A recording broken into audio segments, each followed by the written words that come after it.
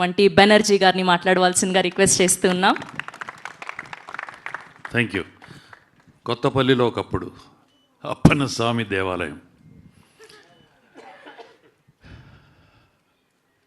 నేను ఇవాళే చూశాను సినిమా. చాలా ఫ్రెష్గా అన్ని క్యారెక్టర్స్, సినిమా చాలా బాగుంది.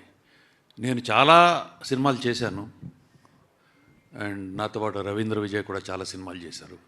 మేమిద్దరం ఇందులో చాలా ఎక్కువ సినిమాలు చేసిన వాళ్ళ క్యారెక్టర్స్, మెయిన్ క్యారెక్టర్స్లో వాళ్ళు ఉన్నాం. బట్ మేమిద్దరము కూడా ఆ కొత్తగా వచ్చిన వాళ్ళందరిలాగా ఫ్రెష్గానే ఉన్నాం. That greatness goes to the director. Director అలాగా క్యారెక్టరైజేషన్స్ చేసి మాతో పర్ఫార్మెన్స్ చేయించుకున్నారు. ఆన్ ద హోల్ సినిమా మొత్తం చాలా బాగుంది, చాలా ఫ్రెష్గా ఉంది. సినిమా అనేది ఎప్పుడు ఎన్నో యుగాలుగా, సంవత్సరాలుగా సినిమాలు వస్తూనే ఉన్నాయి, సినిమాలు వస్తూనే ఉంటాయి, కథలు ఒకలాగానే ఉంటాయి, అన్నీ ఒకలాగానే ఉంటాయి. కానీ కథనం మారుతుంది. దాంతే ఆ తీసే వాళ్ళ హృదయంతో, వాళ్ళ కన్నులతో ఎలా కనపడుతుందో అలా తీసే కథనంతో తీసిన సినిమా ఇది. సో కొత్తదనంగా ఉంది, సినిమా బాగుంది. మీరందరూ కూడా రేపు థియేటర్లో వచ్చి చూసి ఆనందిస్తారని అనుకుంటున్నాను. అలాగే Rana, I know him very well.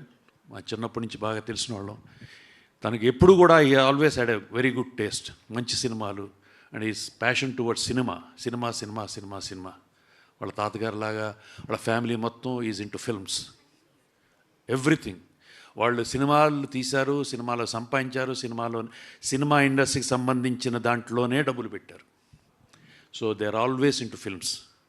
So Rana always had a good taste, and ఈ సినిమాని రాణా ప్రజెంట్ చేసి మీ ముందుకు తీసుకొస్తానందుకు ఐఎమ్ వెరీ హ్యాపీ.